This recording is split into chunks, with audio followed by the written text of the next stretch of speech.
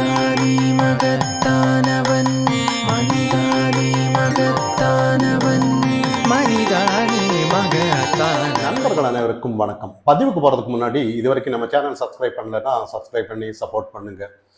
தமிழக அரசியலில் பொதுவாக அரசியலில் ஏதாவது பதவி பிரமாணம் எடுக்கும் போதெல்லாம் அரசியல் அமைப்பு சட்டத்தில் என்னென்ன இருக்கும், அந்த தீர்மானத்திற்கு நான் கட்டுப்பட்டு தான் நான் இந்த பதவி நான் ஏற்கிறேன் அப்படின்னு சொல்லி ஒரு சத்திய பிரமாணம் எடுக்கிறாங்க. ஆனால் அரசியலில் அதே மாதிரி தான் இருக்காங்களான்னு பார்த்தான்னா நிறைய கருத்து முரண்பாடுகள் வரும். அதாவது இப்போ தேர்தல் வாக்கு திருத்த சட்டம் சார் அது வந்திருக்கு. நிறைய பேர் இன்னைக்கு அனைத்து கட்சி கூட்டம் எல்லாம் கூட்டி நாங்கள் அதுக்கு எதிராக செயல்படுறோம் அப்படின்ற மாதிரி காட்டும்போது அண்ணாமலை அவர்கள் ஒரு தெளிவான ஒரு பதில இந்த மாதிரி சொல்லியிருக்கிறாரு. நீங்க அரசியல் அமைப்பு சட்டத்தை மீறி செய்யற மாதிரி இருக்கும், இது உங்களுக்கு தெரியாமல்ல ஒன்றும் இல்லை, இதெல்லாம் தெரியாம எதுக்கு அரசியல்ல நீங்க வந்தீங்கன்ற மாதிரி 2 நாளைக்கு முன்னாடி ஒரு ப்ரெஸ் மீட்டிங்ல சொன்னதெல்லாம் நம்ம கவனிச்சோம். ஆனா இங்க எல்லா விஷயம் தெரிந்தாலும் கூட அரசியலுக்காக நாங்க இப்படிதான் பண்றேன்னு சொல்ல வர்றாங்களா, இல்ல மக்கள் தான் இதெல்லாம் வேடிக்கை பார்க்குறாங்களான்னு நிறைய கேள்விகள் இங்க வரும். ஏன்னா தொடர்ந்து இன்னைக்கு தமிழக அரசியல்ல அதாவது கரூர் விஷயத்தை வச்சு ஏதாவது ஒரு அரசியல் பண்ணலான்னு நினைச்சிட்டு இருக்காங்க.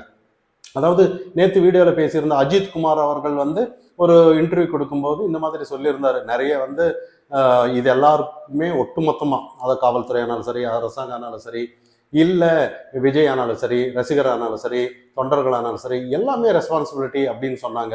ஆனால் இந்த இடத்துல எல்லாமே இப்போ டிவிக்கே தலைவர்கள் இல்லை தொண்டர்கள் எல்லாம் ஏதோ ஒரு அஜித் சப்போர்ட் பண்ணிட்டுன்ற மாதிரி கருத்து தான் இங்கே வருது.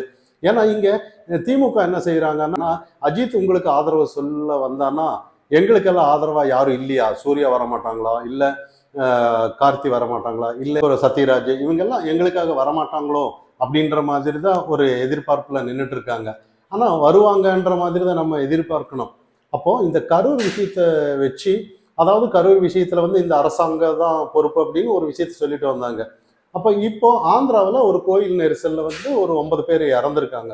அப்போ அந்த நிகழ்வு கூட நீங்க அரசாங்கம் தான் காரணமா அப்படின்னு ஒரு இங்க கம்பு சுத்துறவங்க எல்லாம், திமுகவுக்கு கம்பு சுத்துறவங்க எல்லாம் கேட்டுட்டு இருக்கிறத நம்ம கவனிக்கலாம். ஆனா அங்க ஆந்திர முதல்வர் என்ன சொல்லியிருக்கிறாருன்னா, பார்ப்பா இதெல்லாம் தனியார் இடத்துல நடந்திருக்கு, முன்கூட்டியே எங்களுக்கு ஏதாவது பாதுகாப்பு வேணும்னு சொல்லியிருந்தா நாங்கள் ஏற்பாடு பண்ணி கொடுத்துருப்போம், ஆனா இது முழுக்க முழுக்க எங்களுக்கு தெரியாம நடந்திருக்கு, அதனால என்ன செய்யணும் அப்படின்ற மாதிரி ஒரு கருத்து சொல்றதை நம்ம கவனிக்கலாம். அந்த இடத்துல பாதுகாப்பு கேட்டு இருந்தால் நாங்க கொடுத்துருப்போம் அப்படின்னு சொல்றது தான் இங்க இவங்க புரிஞ்சுக்கணுன்ற மாதிரி நம்ம இன்னைக்கு கவனிக்கணும்.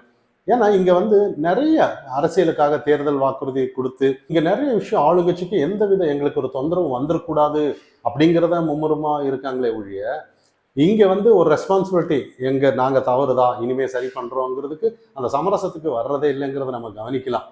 ஆனா இங்க தமிழக அரசியல்ல ஏதோ ஒரு அன்னையிலிருந்து இன்னைக்கு வரைக்கும் தேர்தல் வாக்குறுதி கொடுப்பாங்க. நிறைய மாணவர்கள் எல்லாம் ஏதாவது நாங்க படிக்கணும், ஏதாவது ஒரு அரசாங்கம் ஏதாவது ஒன்று செய்யணும்னு சொல்றதுக்காக இதுக்கு முந்தி எல்லாம் பார்த்தோம்னா லேப்டாப் கொடுத்தாங்க, நிறைய மாணவர்கள் படிச்சாங்க.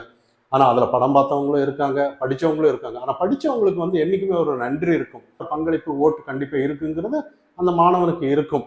ஆனா இன்னைக்கு 2021 தேர்தலில் ஏதாவது இந்த மாதிரி நாங்க டேப் தர்றோம் அது தர்றோம்னு ஏதாவது சொல்லி இருந்தாலும் கூட அதை எதுவுமே நிறைவேற்றாம இன்னைக்கு கடைசி ஒரு அரை ஆண்டு இருக்கும்போது கூட இங்க நாங்க எல்லாருக்கும் நாங்க லேப்டாப் தர்றோம் அப்படின்னு சொன்னா யாரை ஏமாத்தன்ற மாதிரி. அப்போ இவங்க அத்தனை மாணவர்களுக்கு நாங்க இப்ப கொடுக்குறோம், எதுக்காக, தேர்தலுக்காக. ஆனா இதுக்கு முன்னாடி 2021 மாணவர்கள் என்ன செய்வாங்க, 22 மாணவர்கள் என்ன செய்யறாங்க, 23 மாணவர்கள் என்ன செய்யறாங்க, அவங்க எல்லாம் ஏமாற்றப்பட்டார்கள் தானே. நீங்க சொன்னீங்க, அதை நம்பி ஓட்டு போட்டாங்க, ஆனா அவங்களை நீங்க ஏமாத்தினீங்களா இல்லையான்னு கேள்விதான் இன்னைக்கு நிறைய வருது. அதே இன்னைக்கு கொடுத்தாலும் கூட யாரு தேர்ச்சி பெறுவார்கள், அது அந்த லேப்டாப் கொடுத்து அதுல யாரு படிச்சு நல்ல ஒரு மாணவனா வர்ற அதாவது ஒரு ஓட்டு போட நினைப்பானே ஒழிய எல்லாருமே ஓட்டு போடுறாங்கன்னு நம்ம சொல்ல முடியாது. ஆனா என்ன இருந்தாலும் இன்னைக்கு தமிழக அரசியல்ல ஏதாவது ஒண்ணு கொடுத்துட்டா அவங்க நமக்கு ஓட்டு போட்டுருவாங்கங்கிற ஒரு நம்பிக்கை இருக்கு பாருங்க. அது அன்னையிலிருந்து இன்னைக்கு வரைக்கும் அரசியல்வாதிகளுக்கு மாறவே மாறாதுன்னு தான். அடுத்ததா திருமாவளவன் அவர்கள் நிறைய இன்னைக்கு பாலிமர் செய்தியெல்லாம் நிறைய செய்திகள் அவரை பத்தி விட்டுட்டு இருக்காங்க. ஏன்னா ஒரு இன்டர்வியூல இந்த மாதிரி திருமாவளவன் கிட்ட கேட்குறாங்க, நீங்க முதல்வராக வந்தா என்ன பண்ணுவீங்கும் போது நான் முதல்வராக வந்தான்னா மது ஒழிப்பேன் அப்படின்னு சொன்னாரு. ஆனா இப்போ வந்து கூட்டணியில இப்போ நல்லா யோசிச்சு பாருங்க, இன்னைக்கு திமுகவில் வந்து மதுக்கு ஒரு ஆதரவு கொடுத்து திமுக வளர்த்து விட்டு தமிழகம் முழுக்க மதுக்கடை திறந்து வச்சதே இவங்க தான் நம்ம கவனிக்கணும். ஒரு மதுவுக்கு எதிராக இருந்தானா எந்த ஒரு கூட்டணியில் வந்து மது நாங்க இருக்கக்கூடாது அப்படின்னு அவங்களுக்கு சமரசமா வந்தாதான் அவங்களோட கூட்டணி இருக்கணும். ஆனா திருமாவளவன் அவர்கள் இதெல்லாம் சொல்லும்போது எல்லாம் வேடிக்கையா இருக்குன்னு நம்ம கவனிக்கணும்.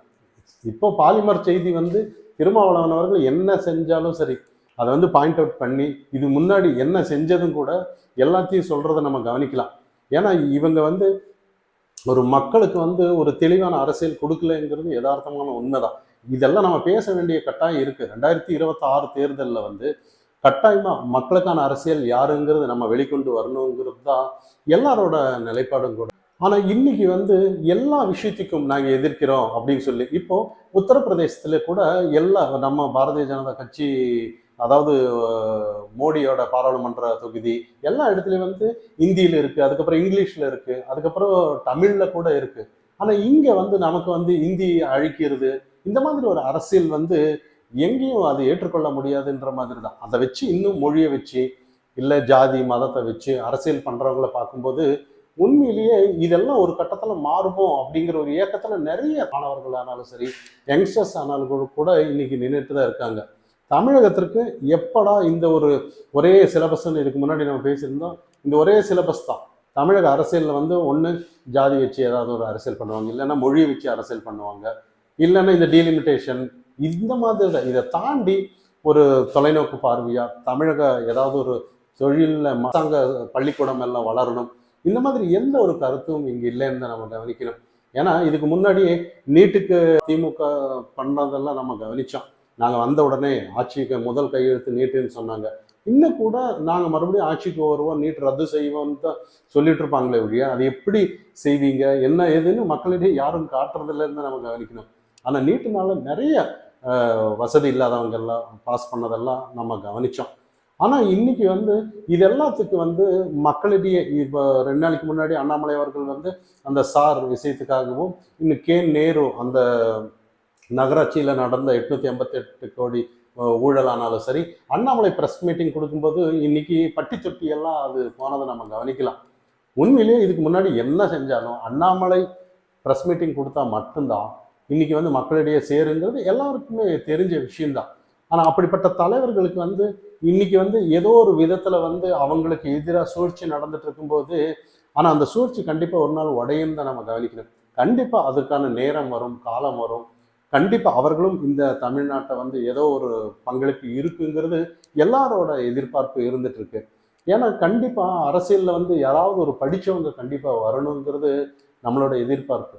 ஏன்னா ஒரு தொலைநோக்கு பார்வையோட தான் இன்னைக்கு வந்து மோடி எல்லாம் சாதாரணமாக நம்ம நினைக்க முடியாது. ஏன்னா இந்த உலகமே ஒரு போற்றக்கூடிய மனிதராக வந்திருக்கிற காரணம் என்னன்னா அந்த அளவுக்கு ஒரு தொலைநோக்கு பார்வை தான். அவர் ஜாதிக்காகவோ மதத்துக்காகவோ இல்லை தான் வசதியாக இருக்கணுங்கிறதுக்காகவோ எதுவுமே பண்ணல. ஆனால் இந்த நாட்டுக்காக நிறைய சேவை செய்ய வந்திருக்காங்க. அதே மாதிரி தான் அண்ணாமலை ஒரு விஷயத்த சொல்லியிருந்தாரு, நாங்கள் வந்து ஏதோ ஒரு தூய்மையான அரசியல் கொண்டு வர்றதுக்கு தான் நாங்கள் வந்திருக்கோம், மோடி அவர்கள் அமித்ஷா அவர்கள் தருவாங்கன்னு ஒரு நம்பிக்கையில் தான் வேலை வெட்டி எல்லாம் விட்டுட்டு நாங்கள் வந்திருக்கோம், அதுக்காக நாங்கள் காத்திருக்கோம், அது வரைக்கும் நாங்கள் அவங்க என்ன சொன்னாலும் ஆமாம் சொல்லி அதுக்கு துணை தான் நிற்போமே ஒழிய அதுக்கு எதிராக எல்லாம் இல்லை அப்படின்ற மாதிரி கருத்துக்கள் தொடர்ந்து சொல்லிட்டு வர்றதெல்லாம் நம்ம கவனிக்கலாம். அந்த தமிழகத்திற்கு அப்படிப்பட்ட ஒரு மனுஷன் தான் வேணுங்கிறது எல்லாரோட எதிர்பார்ப்பும் பார்ப்போம். மனிதானி மகத்தானவன்